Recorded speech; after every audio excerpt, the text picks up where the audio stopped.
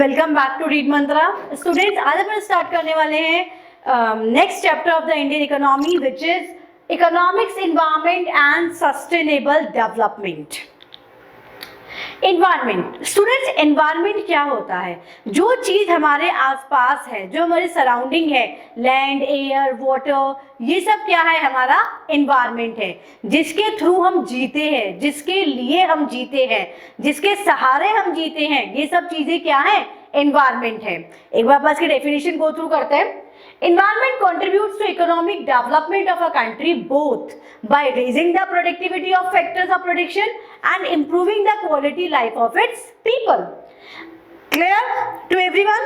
Means environment जिसके through हम हमारी लाइफ को स्मूथ बनाते हैं, जिसके थ्रू हम जीना सीखते हैं और जिसके थ्रू हम जीते हैं। स्टूडेंट्स, एनवायरनमेंट में अपन ने दो इंपॉर्टेंट फैक्टर्स लिए हैं। एक लिया है हमारा बायोटिक एलिमेंट, एक अपन ने लिया है अबायोटिक एलिमेंट। सबसे पहले अपन बात करेंगे बायोटिक एलिमेंट में। स्टूडेंट्स, बायोटिक एलिमेंट में सारे लिविंग ऑर्गेनिजम्स आते हैं, जैसे birds, animals, plants, flowers etcetera. जबकि अबायोटिक के अंदर सारे नॉन लिविंग आते हैं, जैसे air, water, land, rock, sunlight etcetera. ये सब कंबाइंड होके क्या क्रिएट करते हैं? एनवायरनमेंट, जिसमें हम भी जीते हैं और जिसमें ये भी जीते हैं।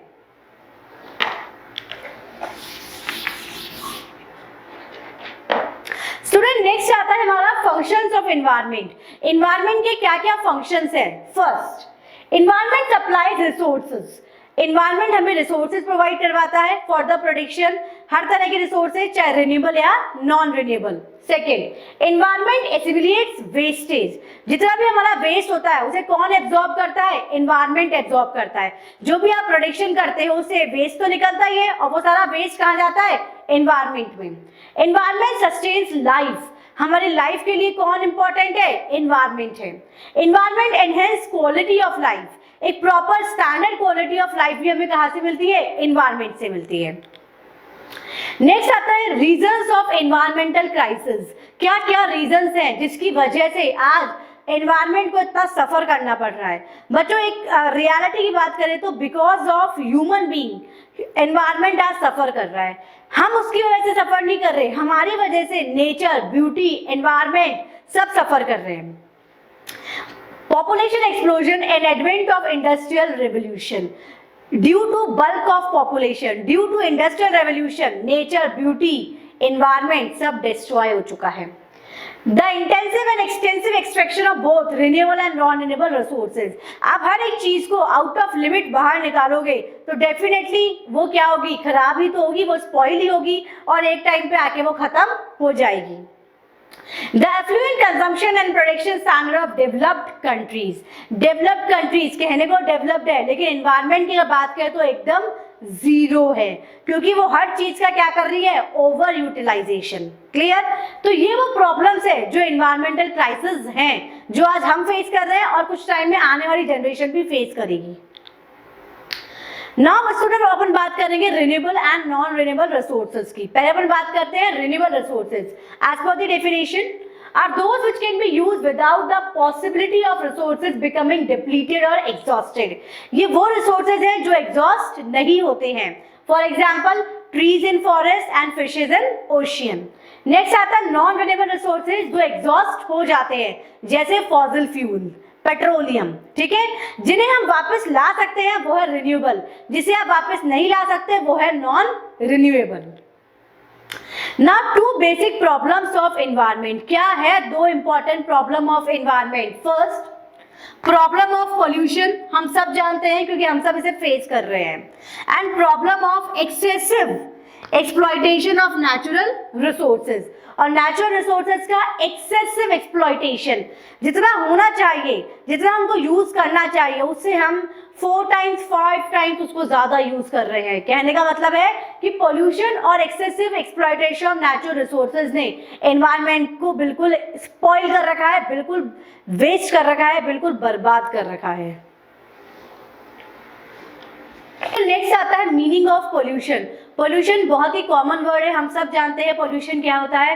पोल्यूशन ने सब जगह हर नेचुरल रिसोर्सेज को स्पॉइल कर रखा है, चाहे वो एयर है, चाहे वो वाटर है, चाहे वो लैंड है, चाहे वो सॉइल है। अगर इसकी डेफिनेशन की बात करें Pollution is contamination of useful things such as air, water and land with undesirable or harmful material like foul gases, smoke, poisonous chemical etc. जब एयर, वाटर, लैंड में पॉइजनस गैसेज आ जाती है, केमिकल्स आ जाते हैं और उसे स्पॉइल कर देते हैं, कंटामिनेटेड कर देते हैं, तो वो क्या कहलाता है? Polluted air, polluted water, polluted land, polluted soil. Students, pollution 4 तरह का होता है: air pollution, water pollution, noise pollution, land pollution and soil pollution भी हम इसे बोल सकते हैं। Clear? Now we are going to discuss global warming. क्या होता है ग्लोबल वार्मिंग? हम सब जानते हैं ग्लोबल वार्मिंग एक्चुअली किसका रिजल्ट है? पोल्यूशन का रिजल्ट है, जो आज हम सब फेस कर रहे हैं। आप देखेंगे कि गर्मियों में इतनी तेज गर्मी पड़ने लग गई है आजकल। अगर आप देखेंगे प्रॉपर टाइम पे मानसून नहीं आता है, जब बारिश हो जाती है, ठंड प्रॉपर नहीं पड़ पाती है, सीजन से कोई मंथ नहीं रह गए हैं, ये सब किसका इफेक्ट है? ग्लोबल वार्मिंग का इफेक्ट है। Let's go to a definition first. Global warming is a gradual increase in the average temperature of the Earth's lower atmosphere। मतलब अर्थ का जब टेम्परेचर एवरेज से ज्यादा होने लग जाता है तो उसे क्या बोलते हैं? Global warming. Global warming is caused due to man made reason. हम सब जानते हैं मैन मेड की वजह से ही ग्लोबल वार्मिंग बहुत इंक्रीज हुई है। Increase in carbon dioxide and other green house gases through the burning of fossil fuels and deforestation. तो ग्लोबल वार्मिंग का रीजन क्या है? Fossil fuels and deforestation. Deforestation means पेड़ों की कटाई। ठीक है? नाउ अब क्या क्या रिजल्ट रहे ग्लोबल वार्मिंग के, या है और जो आज हम सब फेस कर रहे हैं? First, melting of polar ices with a resulting rise in sea level and coastal flooding. अगर आप देखोगे जो हमारे नॉर्थ पोल और साउथ पोल है, वहां से क्या होने लग गया है? स्नो मेल्ट होने लग गई है। इसकी वजह से क्या हो रहा है? जो सी लेवल है वो क्या हो रहा है? इंक्रीज, और उसी की वजह से सुनामी और फ्लड हम फेसेस करते हैं। Extension of species as economical niche disappears. जो स्पेशीज है वो क्या होने लगी है? डिसअपियर्स होने लगी है, मींस गायब होने लगी है। More frequent tropical storms and an increased incidence of tropical diseases. तो बच्चों ये सब क्या है? ग्लोबल वार्मिंग है, जो किसके थ्रू फैलाई गई है? इंसान के थ्रू फैलाई गई है। तो नेक्स्ट आता है हमारा ओजोन डिप्लीशन। ओजोन लेयर से हम सब फेमिलियर है। अर्थ के चारों ओर एक लेयर बना हुआ है जो सन की अल्ट्रावायलेट जो रेज होती है उससे हमें बचाता है। और इस बात से भी आप सब अवेयर हैं कि ओजोन लेयर में क्या हो चुका है? एक होल हो चुका है, जो किसका रिजल्ट है? ग्लोबल वार्मिंग और पोल्यूशन का। और वो दोनों किसके रिजल्ट है? मैन के, ह्यूमन बीइंग के। So ozone depletion refers to reduction in the amount of ozone, a protective layer in the stratosphere. The problem of ozone depletion is caused by the high level of CFC. CFC किससे निकलते हैं? हमारे AC से, हमारे fridge से, जिसकी वजह से, फ्रिज यानी रेफ्रिजरेटर, जिसकी वजह से ओजोन लेयर में क्या हो गया? एक होल हो गया है। As a result of depletion of ozone layer, more ultraviolet radiations come to the earth and causing damage to the living organism, even to us. Cancer वगैरह ये सब किसका रिजल्ट है? ओजोन का ही तो रिजल्ट है। ओजोन लेयर में depletion का तो रिजल्ट है, बिकॉज अल्ट्रावायलेट रेज अब धीरे धीरे क्या होने लगी? अर्थ पे आने लगी है। सो स्टूडेंट्स, इन सबको पढ़ने का हमने क्या कंक्लूड निकाला कि due to pollution, due to global warming, due to ozone layer depletion क्या होने लगा है? एनवायरनमेंट पूरी तरह से स्पॉइल होने लगा है।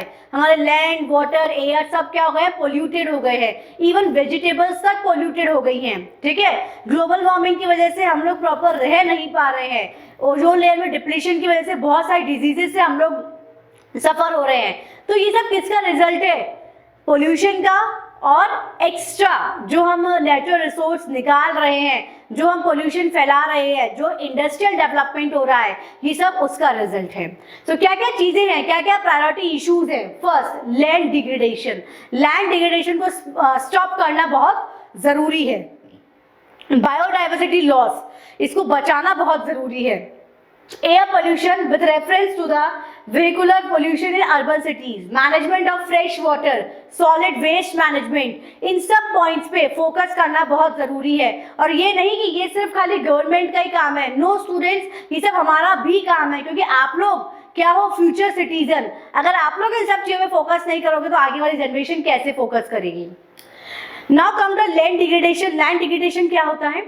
refers to decline in the overall quality of soil, water or vegetation condition commonly caused by human activities. जब हमारे सॉइल में वेजिटेबल्स, फ्रूट्स, इन सब में क्या होने लगता है, कंटामिनेशन होना स्टार्ट होता है, जमीन की क्या होती है, क्वालिटी क्या होने लगती है, पुअर होने लगती है, तो उसे हम क्या बोलते हैं, लैंड डिग्रेडेशन। और ये क्यों होती है, ड्यू टू ह्यूमन एक्टिविटीज। कौन कौन से फैक्टर्स है लैंड डिग्रेडेशन के लिए? First, loss of vegetation occurring due to deforestation, forest fire, overgrazing, improper crop rotation, encroachment into forest land, मतलब कब्जा कर लेना फॉरेस्ट लैंड में, एंड शिफ्टिंग कल्टीवेशन। तो इन सब की वजह से क्या हो रहा है, लैंड डिग्रेडेशन। बच्चों आप खुद सोच के देखो, अगर लैंड डिग्रेडेशन होगा तो इंसान कैसे जिएगा और कहाँ जिएगा? समझ में आ रहा है? इस चीज को आप प्लीज खाली अपने इस बुक का सिलेबस लेके ही मत पढ़िए, इस चीज को अपने अंदर उतारिए और इसकी सीरियसनेस को समझिए। इसीलिए एनवायरमेंट कंसर्न के लिए, इस चीज से अलर्ट होने के लिए हमारी गवर्नमेंट ने the central pollution control board 1974 में स्टैब्लिश किया, और उसका मेन पर्पस यही था, इन्वेस्टिगेट करना air pollution, water pollution, land pollution और इनके अगेंस्ट स्टेप लेना। नेक्स्ट आता है sustainable development. Student, sustainable word का मीनिंग क्या होता है कि हम कोई भी चीज खुद तो यूज कर ही रहे हैं बट उसको फ्यूचर जनरेशन के लिए भी सेव करके चल रहे हैं, ये कहलाता है sustainable development. As per the definition, sustainable development is that process of development which meets the need of present generation without reducing the ability of future generation to meet their own need। मतलब present generation की आप fulfil तो कर रहे हो requirement, लेकिन future generation के लिए भी सेव करके चल रहे हो। ऐसा नहीं कि सारा आप खाली प्रेजेंट वाले को दे रहे हो और फ्यूचर वाले के लिए कुछ भी बचा के नहीं रख रहे हो। No, sustainable development means you are using it and you are saving it for the future as well. Clear? क्या क्या फीचर्स है सस्टेनेबल डेवलपमेंट के? First, sustained rise in real per capita income and economic welfare, कि per capita income, real per capita income जितना sustain करना और economic welfare पे भी फोकस करना।